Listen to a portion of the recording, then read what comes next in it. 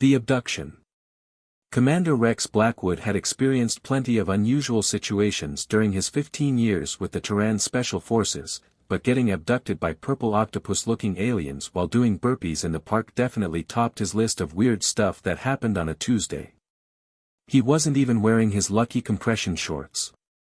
You know, he called out to his captors as they dragged him through their ship's iridescent corridor with their tentacle appendages. On Earth, it's considered proper etiquette to at least offer someone a post-workout protein shake before kidnapping them. The Vexar, as they called themselves, merely blinked their crystalline eyes in that unsettling synchronized way that made them look like a cosmic Christmas display gone wrong.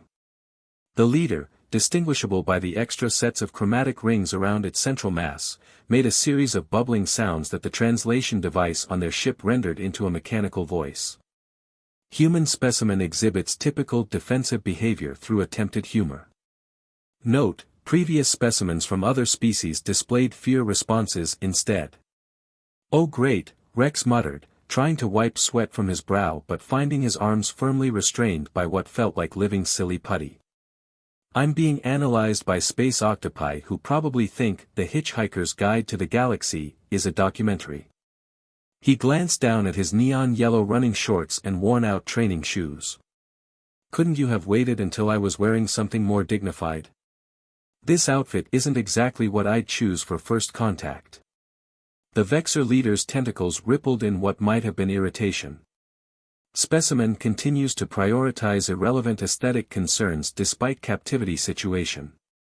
Listen here, Purple Rain, Rex said, earning more synchronized blinking.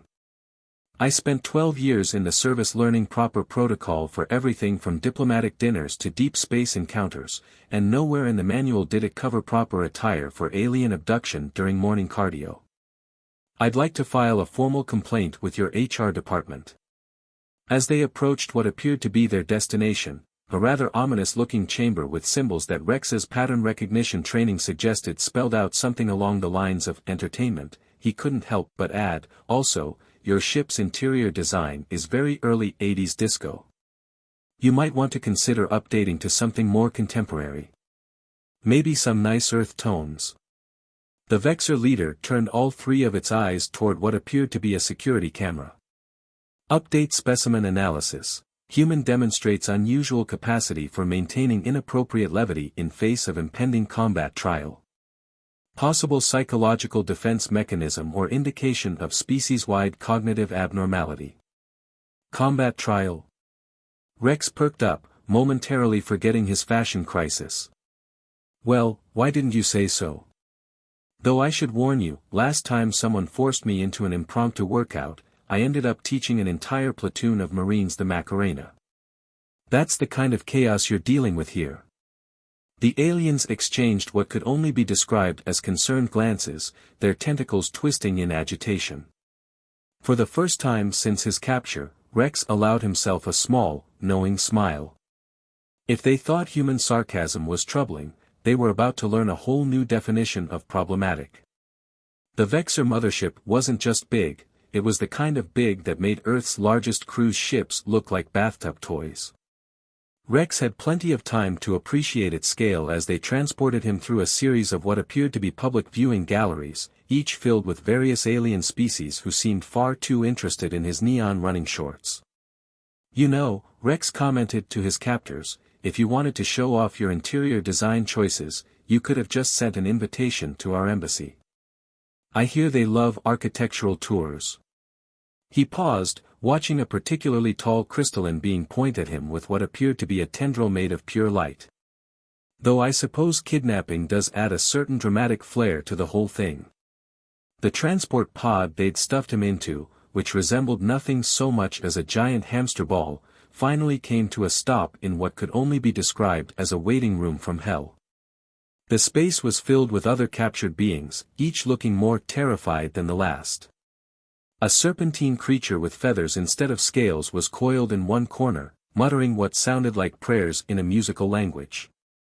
Next to it, a being that appeared to be made entirely of geometric shapes was rapidly reconfiguring itself into increasingly anxious patterns. Ladies, gentlemen, and various other configurations of sentient matter, Rex announced to his fellow captives, "Anyone know if this is where we sign up for the complimentary breakfast buffet?" A holographic display flickered to life in the center of the room, showing what appeared to be betting odds. Rex watched with raised eyebrows as his image appeared alongside various numbers and symbols. "Oh great, they're gambling on us. And judging by those odds, I'm about as popular as a vegetarian at a barbecue competition." The Vexar leader drifted into view, its tentacles now adorned with what appeared to be ceremonial jewelry. "You are all chosen for the Great Games, a series of trials to test your species' worthiness. Succeed, and your kind may join the Galactic Conclave. Fail, and face extinction." Rex couldn't help but chuckle. Wow, no pressure then. And here I thought this was going to be a boring Tuesday. The leader's eyes narrowed. "Your levity is misplaced, human. The games are a matter of life and death." "Story of my life," Rex shrugged. "But hey, at least it'll make for a great anecdote if I survive. How I spent my summer vacation, competing in deadly alien Olympics. It'll be a hit at parties." The Vexar leader made a sound that might have been a sigh, or possibly just gas escaping its central mass. "Prepare the human for the first trial. Perhaps facing the draconian pit will cure him of his incessant jesting." As the guards began to herd the captives towards what Rex could only assume was certain doom, he couldn't resist calling out one last comment. "Hey, purple guys. Any chance we could stop by the gift shop on the way? I'm thinking I might need a souvenir t-shirt for this." The only response was the ominous hiss of hydraulic doors opening to reveal a cavernous arena, the distant roar of an alien crowd rising to greet them. Rex squared his shoulders, a grin stretching across his face. If he was going to be forced to compete in space gladiator games, he might as well do it with style. Time to show these aliens what a Terran Special Forces commander was made of. And maybe, if he was lucky, he'd even find a pair of pants along the way. The first trial, as it turned out, involved being thrown into a pit with a creature that could only be described as a cross between a dragon and a sentient cactus. Its scales gleamed a toxic green under the arena lights, and its spines dripped with a viscous substance that sizzled when it hit the ground. "Well, aren't you just a bundle of sunshine?" Rex remarked as he dodged the creature's first lunge, its jaws snapping shut inches from his face. "I bet you're a real hit with the ladies." The dragon cactus hybrid let out a roar that shook the arena walls, its tail lashing out to send Rex tumbling across the sand. He rolled to his feet, shaking his head to clear the ringing in his ears. Okay, note to self, don't antagonize the scary space lizard. He scanned his surroundings, looking for anything that might give him an advantage. The pit was bare except for a few scattered bones, likely the remnants of previous contenders. The walls were too smooth to climb, and the only exit was a massive portcullis that looked like it would take a dozen Terran battle tanks to budge. "Guess we're doing this the hard way," Rex muttered, turning to face the creature once more. It crouched low, its muscles coiling in preparation to strike. Rex shifted his stance, ready to move at a moment's notice. The dragon lunged, its maw gaping wide. At the last second, Rex leaped to the side, snatching up one of the discarded bones as he went. The creature's jaws clamped down on empty air, and it let out a frustrated snarl. Rex brandished the bone like a club, circling warily. "You know, I've always wanted a pet," he called out to the watching aliens. "But I was thinking more along the lines of a dog or maybe a goldfish. This is a bit much for a first-time owner." The dragon whirled, its tail whipping around to catch Rex in the chest.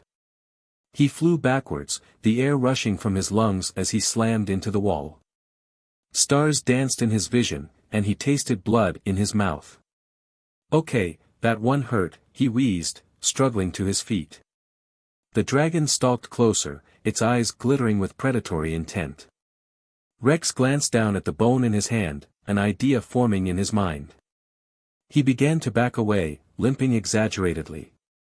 "Oh no, you got me," he called out in a dramatic voice. "I'm injured and helpless." Surely this is the end for poor Commander Blackwood. The dragon paused, its head cocking to the side as if confused by its prey's sudden change in demeanor.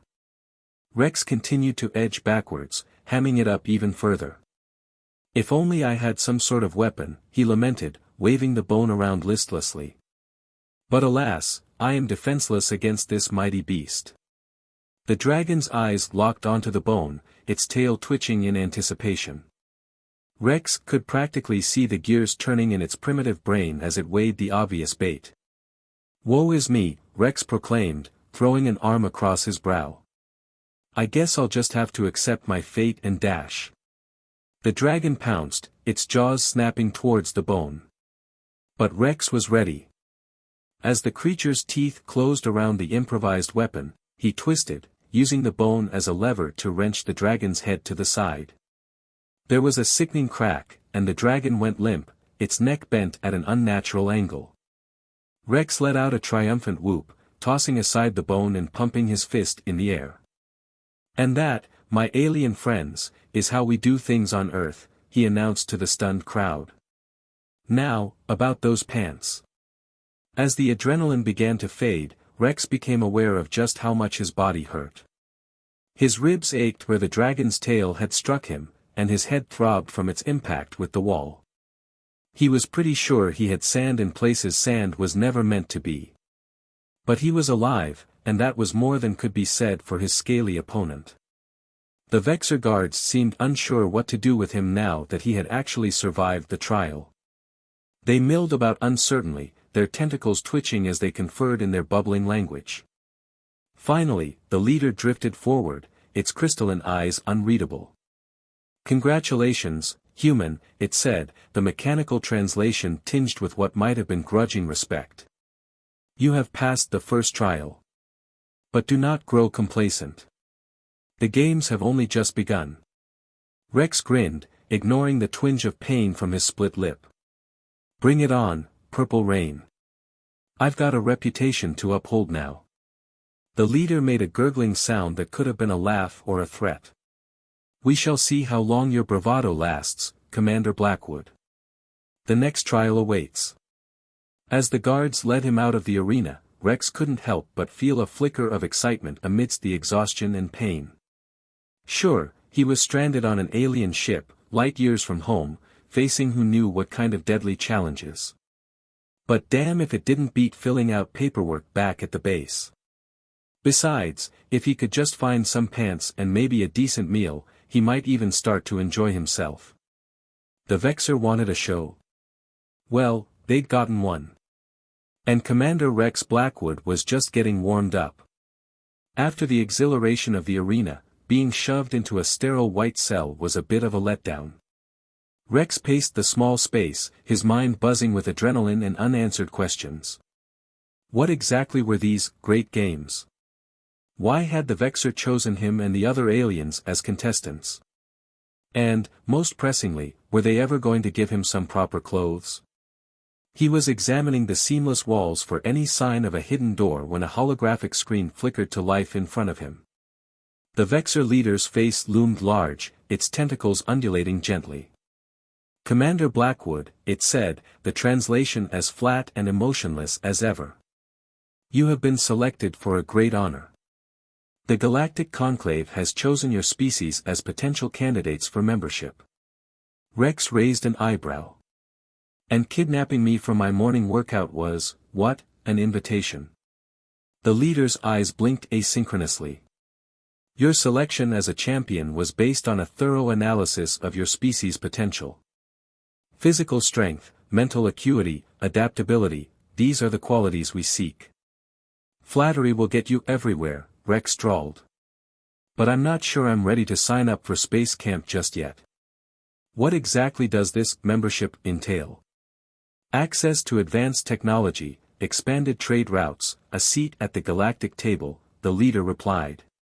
But such privileges must be earned. The Great Games are a test, to ensure that only the worthy ascend. Rex crossed his arms, wincing slightly at the twinge in his ribs. And if we fail your little test? The leader's tentacles stilled. Then you will be eliminated. Your species will be deemed unfit for the conclave, and your planet will be repurposed. A chill ran down Rex's spine, despite the sweat still drying on his skin. Repurposed? You mean destroyed? Resources reallocated for the good of the galactic whole, the leader said, as if discussing the weather. A species that cannot prove its worth has no place in our future. Rex's hands clenched into fists at his sides. He took a deep breath, forcing his voice to remain steady. Okay, let me get this straight. You abduct me, throw me into a death match with Barney the Purple Dragon, and now you're telling me that if I don't jump through your hoops, you'll wipe out my entire species. The leader inclined its bulbous head. A crude summation, but accurate. The choice is yours, Commander. Compete, and perhaps earn your place among the stars. Refuse, and condemn your kind to oblivion. Rex was silent for a long moment, his mind racing. Part of him wanted to tell the Vexar exactly where they could shove their great honor. But the stakes were too high to let pride cloud his judgment. If competing in these twisted games was the only way to keep Earth safe, then that's what he would do. Besides, he'd never been one to back down from a challenge. He met the leader's unblinking gaze, a slow smile spreading across his face. All right, Purple Rain. You've got yourself a deal. But if we're going to do this, we're doing it my way. The leader's tentacles rippled in what might have been surprise or amusement. And what, precisely, is your way? Rex's grin turned wolfish. With style, baby. With style. He had a feeling he was going to need every ounce of bravado and wit he possessed to survive what was coming. But if there was one thing Commander Rex Blackwood knew how to do, it was how to turn a bad situation into a good story. And this? This was shaping up to be one hell of a tale. The trials continue. Rex had to admit, as far as prison cells went, this one wasn't half bad. Sure, the decor left something to be desired, sterile white walls and a distinct lack of anything resembling comfort, but at least it was clean. And after the blood and sand of the arena, he'd take sterile over stylish any day. A panel in the wall slid open, revealing a tray of what he assumed was food. Grayish lumps in various gelatinous states, accompanied by a glass of neon blue liquid. Rex approached cautiously, poking at one of the lumps with a finger. It wobbled obscenely. Room service on this ship leaves a lot to be desired, he muttered. But his stomach was reminding him loudly that he hadn't eaten since before his abduction, so he picked up the tray and carried it over to the slab that passed for a bed. He was just lifting a spoonful of quivering goo to his mouth when the door to his cell opened with a hydraulic hiss. 2 Vexar guards entered, their tentacles bristling with what looked like high-tech cattle prods. Commander Blackwood, one of them gurgled. It is time for your next trial. Rex set down his spoon with a sigh. And here I was just starting to enjoy the ambience. Can't a man eat his space jello in peace? But he stood and allowed the guards to escort him from the cell, leaving his questionable meal behind. If he was going to face another deadly challenge, he'd rather do it on an empty stomach. No sense in risking alien food poisoning on top of everything else. They led him through a maze of corridors, passing other cells where he caught glimpses of his fellow captives. The serpentine creature was coiled despondently in a corner, while the geometric being pulsed with agitated colors. Rex tried to catch their eyes, to offer some sort of silent encouragement, but they seemed lost in their own misery. Finally, they emerged into another arena, this one vastly different from the sandy pit he'd faced the dragon in. A lush jungle stretched out before him, the air thick with the calls of alien birds and the hum of insects. The guards shoved him unceremoniously through the entrance and sealed the door behind him. Okay, Rex, he said to himself, taking a deep breath of the humid air. You've got this. Just another day in the life of a space gladiator. He started forward into the dense foliage, his senses on high alert. He had no idea what kind of trial the Vexar had in store for him this time, but he doubted it would be a pleasant nature hike. As if on cue, a rustling in the underbrush made him freeze. He scanned the jungle around him, his muscles tensed and ready. A low growl echoed from somewhere to his left, and he slowly turned to face it. A pair of glowing yellow eyes stared back at him from the shadows. Rex swallowed, his mouth suddenly dry. "Nice kitty," he tried, his voice barely above a whisper. The creature stepped into a shaft of light filtering down through the canopy, and Rex felt his heart skip a beat. It was feline in shape, but easily twice the size of a tiger. Its fur was a mottled green and brown, perfect camouflage for the jungle environment. And its teeth, well, those were just excessive. "I don't suppose you're the welcoming committee," Rex said, taking a slow step back. The alien cat matched him, its claws digging into the soft earth. Rex's mind raced, trying to remember everything he'd learned about dealing with big cats. "Make yourself look big, right?" He raised his arms above his head, waving them in what he hoped was a menacing manner. The cat tilted its head, looking more curious than intimidated. It took another step forward, a low rumble building in its chest. "Okay, new plan," Rex muttered. He scanned his surroundings desperately, looking for anything he could use as a weapon or shelter. His eyes landed on a low-hanging branch just a few feet away. If he could get up into the trees, maybe he could evade the cat long enough to come up with a better strategy. He lunged for the branch, his fingers scrabbling for purchase on the rough bark. The cat pounced at the same moment, its claws raking down his back as he hauled himself upward. Rex screamed, more in surprise than pain, and kicked out blindly. His foot connected with something solid, and he heard the cat snarl in annoyance. He pulled himself fully onto the branch, his back throbbing where the claws had gouged him. Below, the cat paced, its tail lashing furiously. It eyed the tree trunk, as if gauging whether it could follow him up. "That's right, stay down there like a good kitty," Rex panted, edging further out on the branch. But his relief was short-lived as the cat coiled its haunches and leaped, its powerful legs propelling it up into the canopy. Rex yelped and scrambled higher, wincing as the movement pulled at his injured back. The cat pursued him relentlessly, leaping from branch to branch with preternatural grace. Rex, on the other hand, felt like a clumsy oaf blundering through the treetops. He reached for the next branch, his fingers just brushing the bark, when his foot slipped. For a sickening moment he was in freefall, the ground rushing up to meet him. Then his flailing hand caught hold of a vine and he jerked to a stop, his shoulder screaming in protest. He dangled there, panting, as the cat prowled on the branch above him. It peered down at him with those unnerving yellow eyes, its teeth bared in a feline grin. Rex looked from the cat to the vine wrapped around his wrist and had a sudden, desperate idea. "I hope you like Tarzan," he grunted, and pushed off from the tree trunk with his feet. He swung out into open space, the vine cutting into his palm as it took his full weight. The cat snarled in frustration and leaped after him, its claws outstretched. But Rex was already swinging up to the next tree, adrenaline lending him speed and strength. He hit the trunk hard, scrabbling for a foothold. The cat landed on the branch behind him, still in pursuit. Rex looked around wildly, spotted another vine dangling nearby. He jumped for it, caught it, swung again. The jungle blurred around him as he Tarzaned his way through the canopy, the alien cat hot on his heels. His arms burned and his lungs heaved, but he didn't dare stop. He could hear the cat's panting breath behind him, could almost feel its hot breath on his neck. Just a little further, just a little faster. And then he ran out of vines. The trees ended abruptly, giving way to a wide, open space. Rex hit the ground hard, rolling to absorb the impact.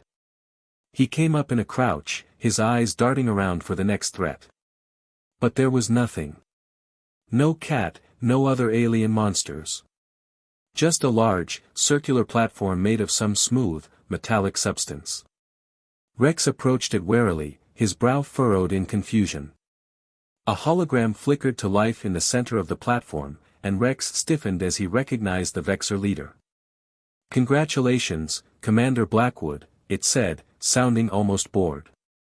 "You've survived the second trial." Rex straightened, wincing at the pull of his wounds. Survived? You call that surviving? Your oversized house cat nearly turned me into kibble. The leader waved a dismissive tentacle. The Felixian is a cunning and deadly predator. That you bested it at all speaks to your resourcefulness. But do not grow overconfident. The trials will only become more challenging from here. Rex opened his mouth to retort, but the hologram had already faded away.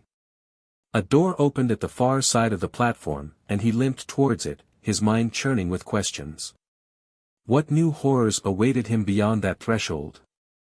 How many more trials would he have to endure before the Vexar were satisfied? And what the hell was he going to do about his ruined shirt? But one thing was becoming abundantly clear. If he wanted to survive this twisted game, he was going to have to start thinking less like a soldier, and more like the ultimate predator. He just hoped his wit and bravado would be enough to see him through. Somewhere in the back of his mind, the Vexar's words echoed ominously. The trials will only become more challenging from here. But Rex pushed the thought away. One near-death experience at a time. For now, he had a date with whatever fresh hell lay beyond that door. And he'd be damned if he was going to disappoint. As the door slid open, Rex found himself in yet another unfamiliar environment. Gone was the lush jungle, replaced by a vast room filled with towering columns and archways. It was like stepping into an M.C. Escher painting, everything twisted and mind-bending. Well, this is a trippy change of scenery, Rex muttered, his voice echoing strangely in the cavernous space. He stepped forward cautiously, trying to make sense of the physics-defying architecture. Gravity seemed to be optional here, with walkways curving up walls and stairs leading to nowhere. A flicker of movement caught his eye, and he spun to see one of the other alien captives stumbling out of another doorway. It was the feathered serpent creature, its scales dull and its eyes haunted. It caught sight of Rex and hissed, coiling in on itself defensively. Rex held up his hands in a placating gesture. Easy there, Feathers. I'm not looking for a fight. We're all in the same boat here. The serpent tilted its head, as if trying to parse his words. Then, to Rex's surprise, it spoke in halting English. No boat. Only game. Only death. Rex blinked. Wait, you can understand me. How do you know Dash? But before he could finish his question, a booming voice filled the room, reverberating off the impossible angles. Welcome to the labyrinth, it intoned, and Rex recognized the flat mechanical tones of the Vexar's translation software. You must find your way to the center. There, the final trial awaits. A maze? Seriously? Rex called out to the unseen observers. What, you couldn't book the deadly obstacle course this week? There was no response, save for a low, ominous grinding noise. Rex watched in disbelief as the walls and floors began to shift, reconfiguring into a whole new pattern. The serpent let out a distressed hiss and slithered away, vanishing into the shifting labyrinth. Oh, you've got to be kidding me, Rex groaned. He turned to see his own doorway sealing shut behind him, trapping him inside the morphing maze. All right, Rex old boy. Time to channel your inner Theseus. He picked a direction at random and started forward, keeping one hand on the wall to maintain his orientation. The labyrinth continued to change around him, walls sliding in and out, floors tilting at crazy angles. It was like trying to navigate a funhouse designed by a sadistic architect. Minutes stretched into hours, or at least what felt like hours. With no sun or stars to guide him, Rex could only guess at how long he'd been wandering the endless corridors. His injuries throbbed with every step, his throat parched and his stomach growling.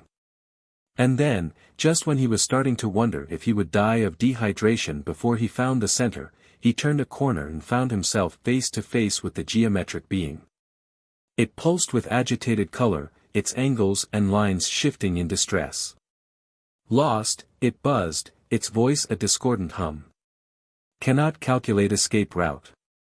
Rex eyed the being warily, unsure if it was friend or foe. But then again, what choice did he have? Maybe we can help each other, he offered, keeping his tone calm and even. Two heads are better than one, right? The being's colors shifted to a contemplative blue. Collaboration increases probability of success, it agreed. Propose alliance. Rex grinned, relief washing over him. Alliance accepted. I'm Rex, by the way. Though I guess formal introductions aren't really a priority right now. Designation, ZYX, the being hummed. Gratitude expressed for assistance. And so, an unlikely partnership was formed. A human soldier and a living geometry puzzle, working together to outwit their alien captors. Rex couldn't help but appreciate the absurdity of it all. If someone had told him a week ago that he'd be teaming up with a sentient Rubik's Cube to escape a space labyrinth, he'd have laughed in their face. But here he was, trading theories and strategies with ZYX as they navigated the ever-shifting maze. The being's mathematical prowess proved invaluable, calculating probabilities and mapping out potential routes. Rex, in turn, provided the creative thinking and quick reflexes needed to adapt to the labyrinth's constant changes. Together, they made slow but steady progress, winding their way ever closer to the center. They encountered other captives along the way, some hostile, some simply lost in their own despair. Rex tried to offer aid where he could, but many were too far gone to accept help.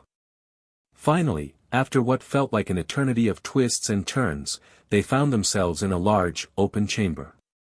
In the center stood a towering structure, a pulsing mass of energy and light. The final trial, ZYX buzzed, its colors flickering with trepidation. Rex stared up at the structure, his heart pounding. This was it. The end of the line. Whatever challenge awaited him beyond that shimmering portal, he knew it would be his greatest test yet. He turned to ZYX, placing a hand on the being's angular surface. Thank you, he said sincerely. I couldn't have made it this far without you. ZYX pulsed with warm oranges and pinks. Gratitude reciprocated. Probability of success increased by collaboration. Rex took a deep breath, squaring his shoulders. Well, no sense in putting it off any longer. Time to see what this final trial is all about. He stepped forward, feeling the energy of the portal wash over him. His skin tingled and his vision blurred, the chamber fading away into a blinding white light. For a moment, he was weightless, suspended in a void. And then, he was somewhere else entirely. A place beyond his wildest imaginings, where the very fabric of reality seemed to twist and warp. The final trial had begun.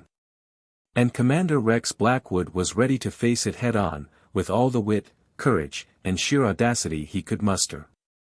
It was time to show these Vexar what humanity was really made of. The final trial. Rex blinked, trying to clear the spots from his vision as the blinding light of the portal faded.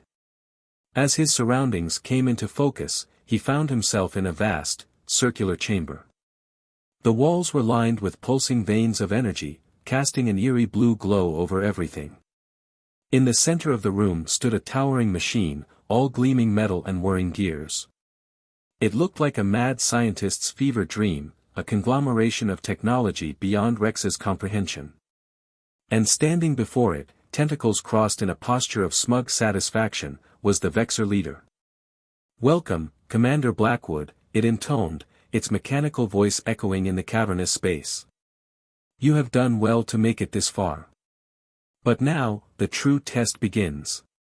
Rex stepped forward warily, eyeing the machine with trepidation. Let me guess. I have to defeat your superpowered blender to win my freedom. The leader made a sound that might have been a laugh, or perhaps just a gurgle. Nothing so crude, human. This is the Quantum Nexus, the very heart of our civilization. It is a conduit to the fundamental forces of the universe, a tool of creation and destruction. Rex raised an eyebrow. A new era. In the aftermath of Rex's triumph, the Vexar ship was a hive of activity. The once hostile aliens now regarded him with a mix of awe and respect, their tentacles waving in gestures of deference as he passed. It was a far cry from the scorn and dismissal he'd faced upon his initial capture. The Vexar leader, humbled by its defeat, had pledged its cooperation in negotiating a truce between their species. Rex, ever the diplomat, had graciously accepted, with the caveat that all the captives be returned safely to their homes. The process was already underway, with transport ships shuttling the weary contestants back to their respective planets. But for Rex, the work was just beginning. As the first human to make contact with the galactic community, he found himself thrust into the role of ambassador, tasked with forging alliances and brokering peace among the stars. It was a daunting responsibility, but one he shouldered with his usual mix of charm and determination.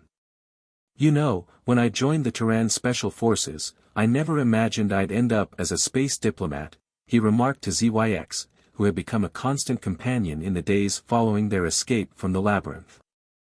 The geometric being pulsed with amused colors, its angles shifting in the equivalent of a chuckle. Probability of such an outcome was statistically negligible, it agreed. "But then, you have a habit of defying expectations." Rex grinned, running a hand through his hair. "What can I say? I like to keep things interesting." And interesting they certainly were. As Rex navigated the complex web of galactic politics, he found himself facing challenges far beyond anything he'd encountered on the battlefield. There were ancient feuds to untangle, cultural misunderstandings to smooth over, and no shortage of egos to massage. But through it all, he relied on the same quick wit and unflappable spirit that had seen him through the Vexar's trials. He forged unlikely friendships with beings from across the cosmos, learning from their unique perspectives and finding common ground in their shared hopes for peace. And slowly but surely, change began to take hold. Under Rex's guidance, the Galactic Conclave opened its doors to new species, welcoming them not as conquests, but as equals. Trade routes flourished, technological marvels were shared, and the once isolated worlds of the galaxy began to weave together in a tapestry of cooperation and understanding. Of course, there were still those who clung to the old ways, who saw Rex's efforts as a threat to their power and privilege. But the commander met their challenges head-on, armed with the knowledge that he had faced far worse and emerged victorious. And whenever the weight of his new responsibilities threatened to overwhelm him, he thought back to that moment in the Quantum Nexus, when he had stared down the very forces of the universe and refused to blink. If he could handle that, he could handle anything the galaxy threw at him. "Ambassador Blackwood," a voice called out, shaking Rex from his musings. He turned to see a delegation of Vexar officials approaching, their tentacles undulating in formal greeting. "The Galactic Council is ready to convene. Your presence is requested." Rex straightened his uniform, the once bare sleeves now adorned with the insignia of his new rank. It had taken some getting used to, trading in his combat fatigues for diplomatic attire, but he had to admit, he wore it well. "Lead the way," he said with a nod, falling into step beside the Vexar. ZYX drifted alongside him, a constant source of support and counsel. Together, they made their way to the council chambers, ready to face whatever challenges the day might bring. As they walked, Rex couldn't help but marvel at the twists of fate that had brought him here.